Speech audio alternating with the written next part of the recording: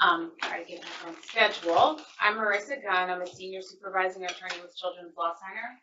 And I'll do the final 2 training sessions or sections for today. So the first portion that we're going to discuss is actually a case study.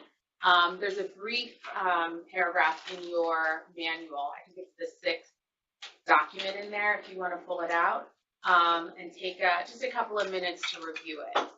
And then we'll have a fun discussion that will hopefully involve some participation. So get ready to raise hand, call out, however you want to do it.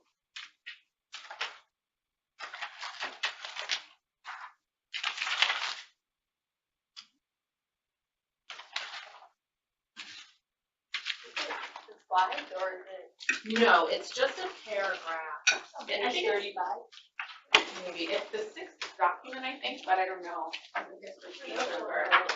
Yes, it's just before the article. Yeah. Mr. Smith?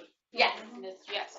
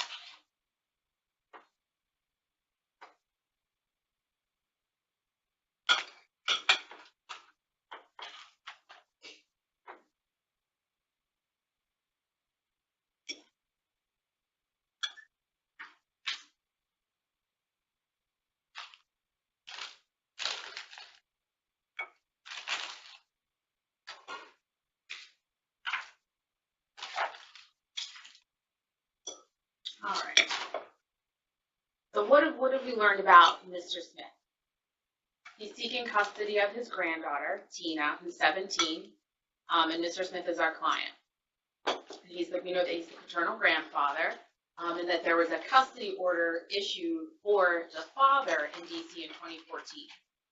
But then after that, Tina lived with her mother. Well, just before that, Tina lived with her mother, but then her mother put her out of the home. So after that, in 2014, Tina starts living with Dad.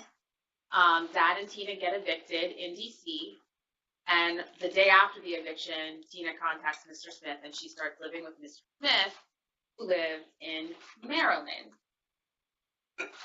And then Mr. Smith files to intervene in that 2014 custody case where Dad got custody. Mr. Smith files to intervene and seeks custody of Tina in D.C., and now he's retained you to represent him in his efforts to obtain custody. And Tina has emphasized she really wants to live with Mr. Smith. And both parents, the mother and the father, have said that they're not going to consent to Mr. Smith's motion to modify or to him being granted. So one of the first questions to consider is whether or not D.C. Superior Court has jurisdiction over Mr. Smith's motion to intervene and his request to modify custody. Does anyone have thoughts on either the answer to that question or some of the important facts that we've learned that might be pertinent to answering that question? It matters if there was a prior determination. I don't know what that is. It does matter if there was a prior determination. Any other ideas? Whether or not this would constitute a exceptional circumstance, such as his current residence with her, but that factor would be sufficient. Okay. Anything else on jurisdiction? That actually goes to standing that we're going to talk about next. Living in Maryland for 2 months. Right. Tina has been living in Maryland for 2 months, but now Mr. Smith is seeking custody in D.C. I wasn't here for Diane's presentation. Did Diane talk about jurisdiction at all or what laws apply? Yeah? Anyone think back to anything Diane said that's helpful or She important? said that there's a special case if a prior determination wasn't going to come. Oh, she was going to say that. Fun.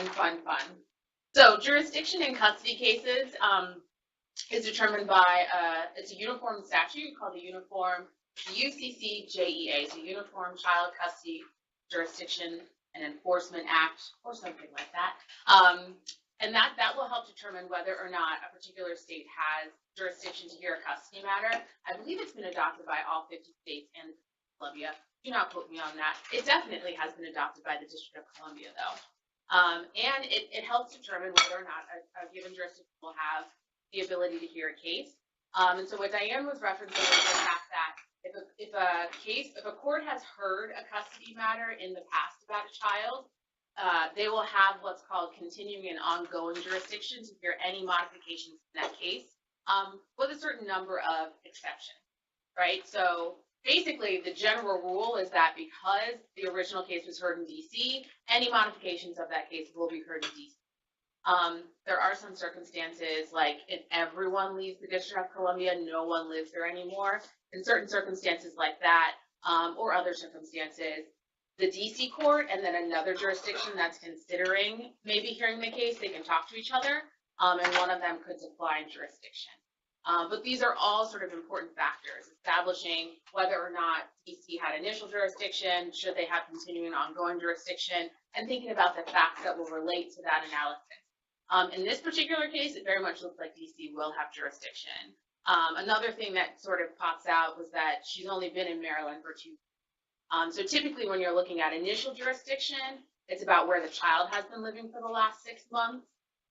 So even if this was an initial case, the fact that she's been in Maryland for 2 weeks, that's not going to be enough to establish that she's a resident of Maryland for the purposes of a custody case. So you'd still have to have this sort of legal analysis around the facts and the statute to figure out where Mr. Smith would file if there was not already a custody case in existence. So you look at the parents' residences, the child's residence, where the third party is living, whether or not there are any previous custody determinations. These are all things, facts that have to be considered in assessing whether or not DC has jurisdiction. Luckily, by the time you get cases from us, we've already done some level of analysis and ensure that DC does in fact have jurisdiction. But it can happen that there are changes that happen in the middle of a case or changes that have happened that don't get communicated to us by the client for whatever reason. That might mean actually there needs to be a new jurisdiction assessment, or you could have questions about it going forward. So like I said, the next part of this exercise is to think about standing. So what arguments would you make to the court about why Mr. Smith should have standing in this case, even though the parents are not consenting?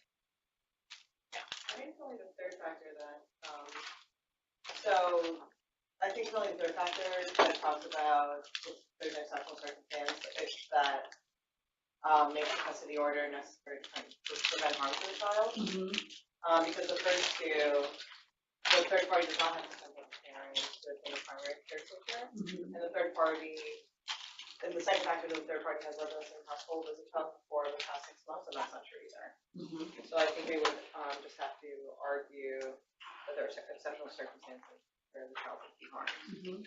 Does anyone want to take a stab at articulating that argument on the facts that we have? What are the exceptional circumstances here? Sounds like she's got no relationship with the mother who kicked her out, and the father is trying to threaten her with physical discipline. So I don't know whether physical discipline rise to exceptional circumstances, but you have to advocate that. And also living on the streets. Yeah. Sounds like she'd be homeless otherwise, and also when judges consider the best interest of the child, they're going to consider her wishes when she's 17, that she wants to live with her grandfather. So most judges, I think, will take that into account. Anything else? So some other things that can be considered is the amount of time that she's been with the third party. It has only been 2 weeks, but we've got all these other factors about her age and her wishes, mom's circumstances, dad's circumstances, and the risks associated with not allowing Mr. Smith to go forward in this case. We talked about the parents' positions. neither one of them consents. The child's emotional responses, conditions and needs, relationships, not just how long she's been with Mr. Smith, but what Mr. Smith's involvement in her life and her care was before she came to stay with him, and any physical or other needs of the child and the parties. These are pretty much the types of analyses that we go through when we do intakes. And like I said, there are times when there's just information that we didn't have at the time of the intake. So you may in fact have to go through some of these exercises of applying new facts that you get from clients to the law, and just making sure that everything applies. Maybe there are some additional arguments that you could make on standing that you didn't think you could make before, but with new facts, it turns out you can. Or vice versa, you learn a new fact that is not true. A parent is not going to consent, and so you wouldn't be able to rely on that standing section, but maybe there's another section that applies. Any questions? Okay. Then we'll move on to the final portion of today's training, which is talking about pretrial and trial advocacy in these caregiver custody cases. I have one question. Sure. Standing as an issue at any point in the case. You can. So standing is standing is a threshold jurisdictional issue that can be raised at any stage of the proceeding. And when it is raised, the court has to assess it in some way. So a standing argument can come up at the very beginning of a case once it's initiated, but there are times when someone doesn't raise an argument about standing until a pretrial or even a trial. It's never too late, because if the court does not in fact have, sorry, did you ask about standing or jurisdiction? Standing, yes. So jurisdiction is a threshold jurisdictional issue. Standing really can't be waived either, but the same rule applies. You can raise it at any time. And that is one of those particularly because it is so fact dependent, sometimes new facts do come to light at the very last minute that suggest, oh, well, I don't even think that this third party has standing, which would mean that if the court were to issue a custody order granting them custody, and then later it comes out that they didn't have standing, it may mean that that custody order is null and void, right? They never should have been entered, never should have had the full force and effect of law anyway. So you really can raise it at any time. And sometimes you've got a case that's been in court being litigated for months, sometimes even a year with no attorney. Suddenly an attorney comes on, and it's not until that moment that someone thinks to raise the standing issue. You do occasionally see judges raise it on their own. They can and sometimes do that, which makes sense because they don't want to enter custody orders that are going to end up being overturned or otherwise not enforceable. But it can come up in a myriad of different ways from basically any position in the case. Okay. So the law of evidence in DC is largely based on case law. So we don't have anything akin to the federal rules of evidence. It's really just case law. Luckily, though, most of our case law tracks the federal rules of evidence. So if you have any familiarity generally with those rules, you have some familiarity with the rules of evidence here in DC as well. There are a couple of specific rules that have been incorporated into the court's rules, like the domestic relations rules themselves. I think there's a rule about business records that basically tracks the business records exceptions, things like that. But for the most part, it's all case law based. In terms of the burden of proof, the moving party or the third party will have to establish standing by a preponderance of evidence. Then they'll have to rebut the parental presumption. I think these things all Diane covered, by clear and convincing evidence. And then if they can beat that threshold, then they have to establish that the child living with them or whatever they're requesting with regard to custody is actually going to be in the child's best interest by the typical civil preponderance of the evidence standard. But be aware that the burden is going to apply even if the case is uncontested. So, for example, even if parents are not around, the third party is still going to have to show why they can rebut the parental presumption. It may very well be that the fact that the parents are not around is how they rebut that presumption, but the court's not going to say, well, there's just no presumption for you to rebut because these other parties aren't here saying anything. So before you get to trial, there is the possibility of discovery. I came in when Diane was talking about that, so I know she covered discovery. And then there are also motions that can be filed. So those include both pretrial motions about evidence, about things that may come up at trial, but then also pendente lite motions around temporary custody, visitation, whether or not visitation needs to be supervised between the time that it's been filed and the time that it goes to trial. All of those things are happening even while the case is pending before it goes to trial. And it's your responsibility as the attorney for the third party to be thinking about what motions and what steps are going to help further their case, both currently and then are going to set you up to have success at the end of a trial, or even assist you if you're trying to negotiate some settlement between the other party. There are to be no ex parte communications with the court. So any communication that's between one party and the judge that can give any kind of benefit or advantage to that individual would be considered an ex parte communication. It's particularly important to be aware of what could be an ex parte communication and even what could just look like an ex parte communication, particularly if you are one of the only attorneys practicing in the case. So, for example, as attorneys, we are required to e-file in our cases, and that means that we have to email courtesy copies of the things that we filed to the judge's clerks. Usually not to the judge directly, just to their clerks, but even that at times can verge on it can be a way to have inappropriate communications with the judge's clerks. So you want to think carefully about what you're putting in those communications, what things you're trying to accomplish. So, for example, sometimes we're emailing judges' clerks around rescheduling a hearing or something like that.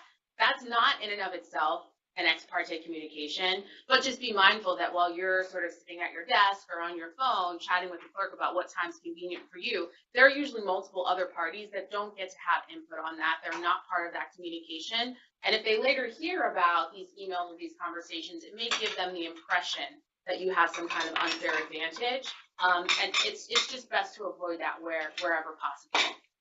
Some attorneys will include parties' personal email on conversations like that with the court to avoid that very sort of just appearance of you having some kind of access that other parties don't. There's no bar against that, but you do want to be thinking about sort of how those other parties present in court. Are they likely to be emailing the court on their own and then they're engaging in some sort of ex parte communications? You'll have to think sort of strategically about some of those things. And these are just some more sources of law and ethics opinions around ex parte communication, what constitutes an ex parte communication, what does not, etc. So the pretrial process itself, the court can on its own schedule a formal pretrial hearing where all the parties will come together. Hopefully they discussed it in advance. So then you show up at the hearing and everyone has already talked about what witnesses everyone plans to call, what evidence or other documents people plan to use, and made everyone aware of any objections that they plan to raise. And then at the pretrial hearing, the court can hear about any disagreements or disputes and make determinations there on the spot. I will allow this witness to testify, I will not allow this witness to testify, or they may reserve and not make those rulings until the day of trial. But having a streamlined pretrial process like this can help save some time and judicial economy. So we always recommend that where you can, you go ahead and ask the court to set up a formal pretrial. Some judges will say, no, I don't think it's really necessary. Others will do it on their own. There's never any harm in asking, but I've been before judges where I've requested it and they've declined to schedule one. That does not mean that you can't on your own engage in trial planning. Certainly doesn't mean that you can't ask the other parties who they're planning to call, what documents they're planning to use. And when it comes to actually, at the time of trial, using any documents in particular, it certainly doesn't mean that they don't have to show you documents that they plan to use before they're able to actually use them, so that you have time before the court sees them or before evidence actually enters the record in any way to lodge objections on whatever grounds, hearsay, authentication, whatever it may be. But helpful things that can happen in the pretrial statements are to agree to certain things like stipulated facts so that you can cut out a big chunk of time that's wasted establishing things that are not really controversial or are not going to be contested. Children's dates of birth, for example, where they've been living for a period of time. You can include judicial notice of any prior court orders that have been issued at this iteration of the proceeding, or if there was a prior case and this is a modification, just asking for judicial notice of the prior custody order, the prior findings of fact, conclusions of law. All of that's going to save a lot of time in the trial process. At the pretrial hearing, like I said, you'll be able to note any objections that you have to witnesses and exhibits that the other side or other sides report that they're planning to proffer or put forward to the court. Some common reasons for objection are listed here: relevance, hearsay, authentication, whether or not a particular witness actually has any personal knowledge about any fact that's relevant to the custody proceeding. All of those are valid reasons to object. And most times in particular with witnesses, if someone has listed like 12 different witnesses and a party is saying, well, they're all going to testify about how great of a parent I am, the judge is very likely going to ask them to come up with some more specific proffers to demonstrate why the court needs to hear from all 10 of those witnesses. They really do not have the time for everyone to be able to put on that many witnesses. And you'll want to request, if anyone's planning to use experts, request expert disclosures so that you have time to prepare, to think about whether or not you need to call your own experts, and to be prepared to oppose their expert designations if you think that that's appropriate. Yeah. Are experts typically used? It's not atypical. It's not every instance that there will be an expert, but for example, if someone has requested a psychological examination in the course of the custody case, you very likely will have the clinician who did that assessment at the assessment center testify, either as a records custodian just to admit psychological assessment itself, and or to have them give more sort of full testimony about their findings and their opinion. In either case, you probably will qualify that person as an expert, so that they can give their expert opinion about whether it's a diagnosis or a recommendation concerning custody or some element of custody. So the primary methods of presenting evidence in these cases are the typical 4 things: witnesses, documents, judicial notice, and stipulated facts. So we'll talk a little bit about each type of evidence going forward. I've talked a bit about stipulation of facts already. It's where the parties agree to certain facts without having to put on evidence about them. And the parties can just write out a list of stipulated facts and provide it to the court. Some judges will just take that form, like it usually just has the case caption on it, stipulated facts, something like that as the title, and then a list of every single fact. Some judges will just have you hand that sheet up to their clerk, and they'll take it from there. Sometimes they want you to read those facts into evidence, but either way, you're just streamlining the process to make sure that you don't have to waste time putting on evidence about things that are not disputed. Witnesses as evidence. This is just a number of common types of witnesses. Obviously, it is not exhaustive, but these are very typical types of witnesses to have testifying in these cases. You'll note that it includes experts and evaluators who have done studies in the case. It could also be people who have provided clinical therapy, mental health services to someone throughout the case, even if it's not someone who's been sort of ordered to provide that service by the court. Relatives, teachers, really anyone who's going to have relevant information about the child at the center of the case or the child and their family could be potential witnesses for you or for any of the other parties in the case. And don't forget to include the parents or your client as well as potential witnesses that you want to call or that other parties might decide to. In preparing to call witnesses, you want to interview all of your potential witnesses. That process starts pretty early. Anytime that you're having even just initial conversations with people about your client's case, think about whether or not that's someone that you'll want to eventually call as a witness in the case. And as you're talking with them, think about, okay, well, what information could I get out of this person for the purposes of trial? Think about whether or not they're going to come across as credible on the stand. Think about if there are any other issues or concerns about that witness that could impact credibility. So, for example, if your client has a family friend or a relative that has all kinds of wonderful things to say about your client, but you also see that they have an extensive criminal history, you're going to want to think about that criminal history, whether or not another party is going to raise it, whether or not it's going to be admissible before the court, and then ultimately mean that the court might not find that particular witness's testimony especially relevant. It's a good idea to draft questions in advance for the actual questioning at trial itself, so that you can think about specifically what information you want to get out, the order that you wanted to get it out in. It's also helpful just in going over questions with witnesses to give them a sense of what you're going to ask about, what things are important. always be prepared to avoid avoid leading questions and compound questions, and prepare any of your own witnesses for the potential for cross-examination so that they're not caught off guard by that on the day of trial as well.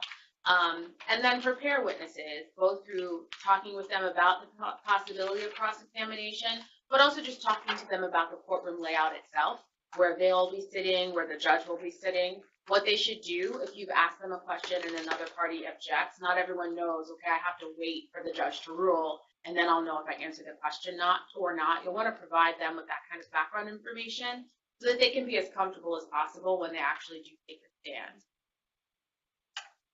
Any questions about witnesses? A relatively common issue that comes up is the child at the center of the case being a witness in the case. We've prepared a couple of slides that can help prepare you for tackling this issue, whether you're the person who thinks that the child needs to testify, or someone else in the case thinks the child needs to testify, and you're considering whether or not you want to support or oppose that. It's important to know that in DC, all witnesses are presumed competent. So there is no sort of threshold age or anything like that where the court's going to say, they're 3 years old, obviously I'm not going to listen to them testify because they're not competent. That doesn't apply in DC. Many times the judge will say, it seems unlikely to me that I'm going to get useful testimony from a 3-year-old, but it cannot automatically be assumed that that's just not going to happen. So you'll need to be prepared to advocate one way or another, depending on where you fall on a particular child witness.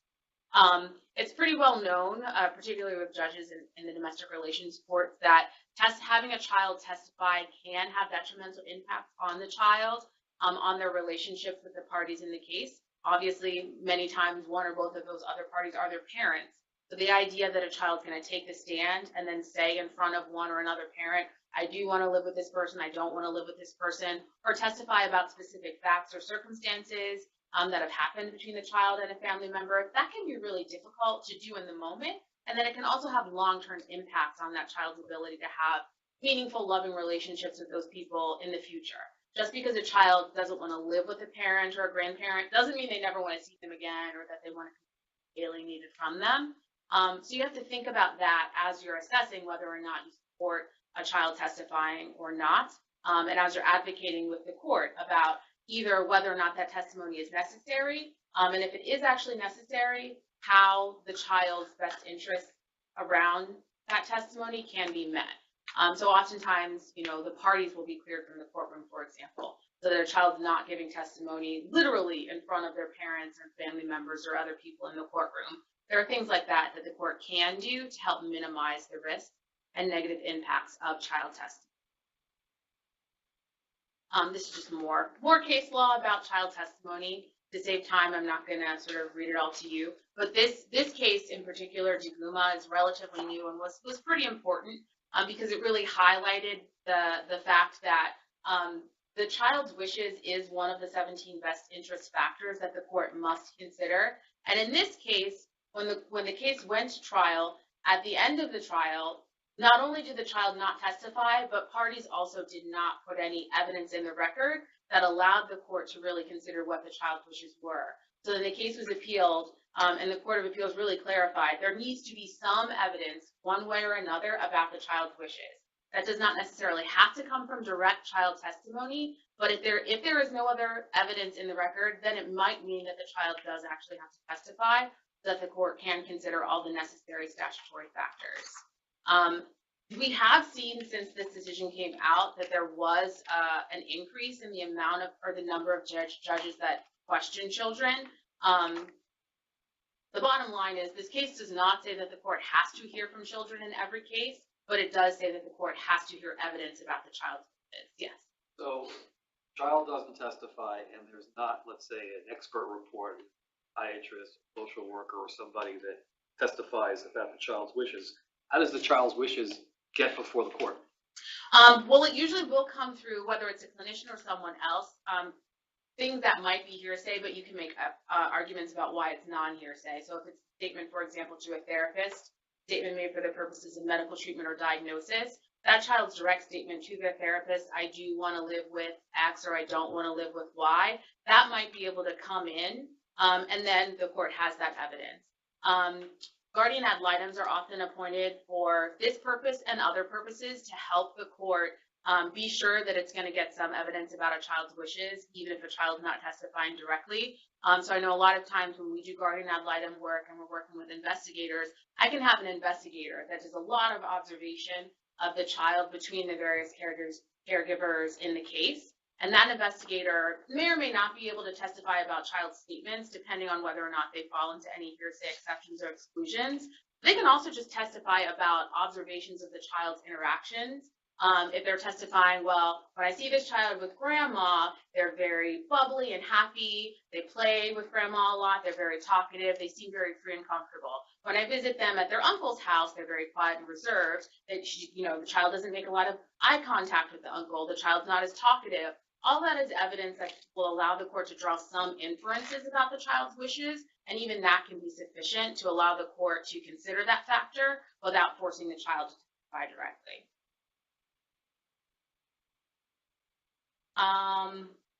So like I said, you or other parties might be interested in having the child testify. It'll be really critical to think about whether or not that's necessary, if it's going to have any negative or detrimental impacts on the child, and what, if anything, can be done to mitigate any of those impacts. And certainly if this ever comes up on your cases, feel free to contact your mentor if you need to talk it through, if you need to think creatively. Are there sources of the child's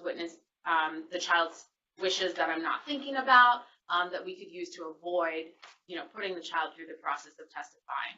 The other thing to keep in mind, though, is that, like we saw in the case study, the child in that case was 17 years old. So the detrimental impacts might not be quite as significant. And also, some child clients actually want to testify. They very much want to get directly before the judge. It's not in every instance that they sort of have fully thought through what that means, what that's going to look like. But you may have cases where your client's telling you, well, little Sarah really wants to testify. They told me this every time. They really want to come to court.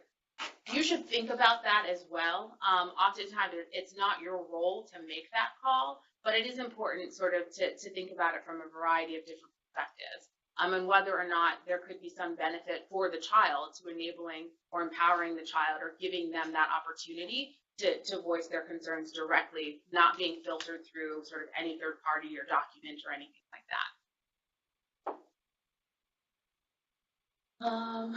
Okay. So I've touched on this a little bit, thinking creatively about prior out-of-court statements made by the child client that could come in as non-hearsay.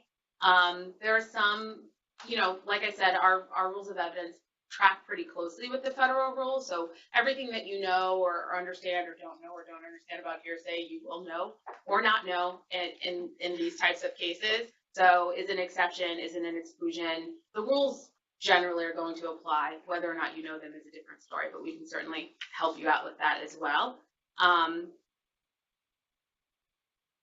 Like I said, it's all case law based, so you'll want to have some familiarity with important case law, but there's usually something that you can use out there. For case law. Any further questions about witnesses? Yeah. So do the rules of evidence generally track federal rules, or it's totally irrelevant? They generally do. It's hard for me to answer because the only practice. So I can't say, whoa, when I practiced in Maryland, I never really knew the rules themselves, but most people, I've never heard anyone say this is completely different than the federal rules. I've also had several judges, as they're addressing evidentiary issues, actually cite the federal rules, which suggests to me that they've tracked pretty closely. I'm always sitting there thinking that those don't actually apply, but they track pretty closely. It's usually helpful just to double check to be able to find, okay, well, here is the DC Court of Appeals case law that follows that federal rule, but it's pretty close. Close enough that if you're very familiar with the federal rules, you're probably going to. Okay, so another way that we put forward evidence in these cases is through documents.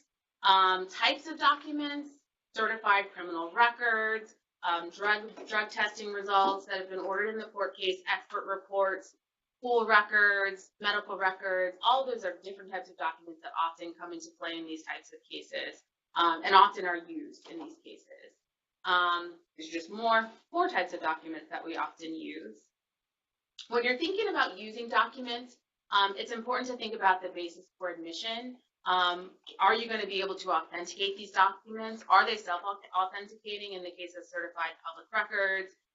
Judicial notice of prior court orders are often self-authenticating. If not, do you have, or will you be able to subpoena a records custodian? So, for example, if you're going to use a school record, a report card, you can subpoena a records custodian from the school to come in and authenticate that document. You can also see if the parties will just stipulate to authenticity, so that you don't have to waste a lot of time with a bunch of records custodians. That's another option. And then also thinking about what's actually in the document. Is there double hearsay? Will you need to redact certain portions of it? Are there only small portions that you actually need, and the rest of it, if it's going to be a fight about hearsay or other inadmissible, like, fine, I agree to redact everything except this one little bit, and that's really all you needed in the first place. You'll want to think about and prepare for hearsay objections or other authentication objections, so that you can advocate for getting the document in, or for getting the court to be able to consider it for the purpose that you want it to be considered. Like I said, being prepared to subpoena witnesses and records custodians as needed, and also trying to get stipulations as to authenticity to save time. And then prepare your documents and exhibits in advance of trial. So you'll want to have them labeled within a little exhibit sticker that says, interveners 1, plaintiffs 1, whatever the case may be. And then it's usually helpful to give the other parties copies of all your exhibits as far in advance as you can. Sometimes you don't know until you're in trial that you're going to actually do something. That's fine. You'll want to have extra exhibit stickers with you so that you can label it right then and there. And then always remember to just show it to all the other parties before you actually try to present it to the court. And then don't forget to actually move it into evidence, right? So I'm holding what's been marked interveners 1. I'm showing you use the document. You have the witness talk about it or whatever, but you have to remember, I'd like to now move this into evidence. Sometimes you don't actually want to do that. You don't need to do that. But for the ones that you actually want in evidence, the fact that you used it does not mean it's actually there. So just don't forget that last important bit. And like I said, you'll either provide parties with a copy in advance, or you'll show it to them the day of, but also remember that you need an extra copy to give to the court and leave with the court so they can keep it in their list of exhibits that they'll review as they're making their final judgment. Commons records rules, the business records rule applies. That is one of the family rules that has actually been put down as a rule, not just in case law. Here's some case law about judicial notice, what kinds of facts can be judicially noticed. Here's the rule on certified public records. Those are usually the most common self-authenticating documents, and then I talked about the other common records that we use, school records, hospital records. Any kind of outside institution is going to be a business record that will require either a stipulation as to its authenticity or a records custodian to get it in. That really covers the evidence portion. Are there any questions? Yeah. If you're up against pro se parents, will the judge ever step in and question your admissibility? Occasionally, and so it's very judge specific, even on things like anywhere from if you're up there asking a ton of leading questions to if you're asking questions that very explicitly require hearsay responses. Some judges will sort of maintain the position of, if no one's objecting, I'm going to let it come in. Other judges in particular, where it's one attorney and then lots of pro se other parties, will step in and sort of either give you a little warning, right? So they might not say, I'm not going to consider any of that, but say, counsel, you're asking a lot of leading questions, please try to stop doing that. And then going forward, you'll know. Sometimes judges won't say anything. That does not always mean that they're not thinking in their head, okay, well, they asked a perfectly fine question. They got a response that included hearsay. So the judge could be making a little mental note or a note in front of them, like this part of the response was not responsive or was hearsay, so I'm not going to consider it. You don't necessarily know that just because they're not saying something, it means that they're accepting everything and finding everything credible. But you'll want to assume that they're going to apply all the rules and plan accordingly. Any other questions? No. I go through that section pretty quickly. It's the end of the day, Em. Thank you very much. They want to stay. Maybe, please stay. Not our space. There's probably more sugar outside. I hear we have this laptop. No, all day long. Thanks, Marissa. Thanks, everyone, for joining us. Thanks again to STEPTO for hosting us and for being longstanding pro bono partners. For those of you who are non-STEPTO pro bono partners in the room as well, thank you so much. We are ending early, so look at that. Very exciting. In case you have other plans, I'm sure you have other plans. So I wanted to just say a couple of quick things before letting you guys fill out those training surveys. We have a range of these types of cases. When you're representing a caregiver in a custody case, some of them are super straightforward and not meaningfully contested. We have a lot of those cases. Sadly, I've had a number of cases where a child's mother has passed away abruptly, and the father has either not been known or not involved or contesting custody with a third party. And really, you just have a client that needs somebody to help them go through the legal process to get an order to care for a child. So you'll stand up in court, but not have a contested case in a meaningful way. And then we do have cases on the other end where usually it's not both parents contesting, but one parent that is contesting custody.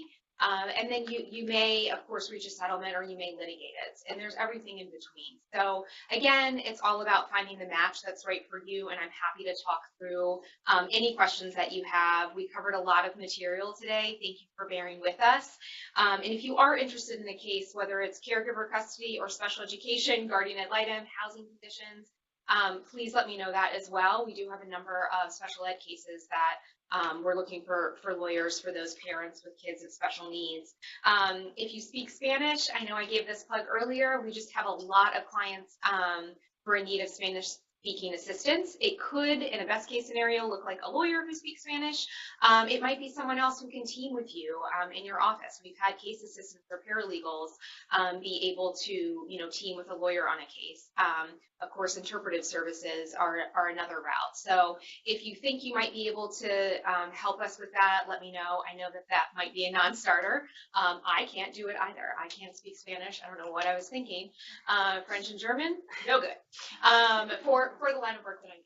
As it turns out.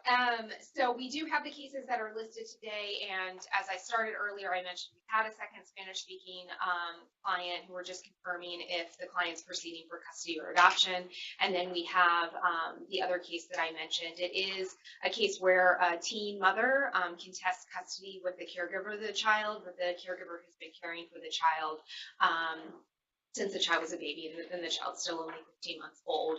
That child does have severe asthma, so the caregiver is looking for a legal order to help continue caring for the child, but definitely with a focus on the medical needs of the child. So I'll stop there. Any thoughts about the training? What should we have spent more time on? What should we not have spent so much time on? Do we need another break in there besides lunch? Anything, everything. We are all ears to feedback. You know me well, you know I love feedback. So please fill out the training form. Those of you who filled out the survey electronically, thank you very much. But if you haven't, we'd appreciate you filling out the pro bono attorney survey as well. And thank you all for being here and spending your day with us.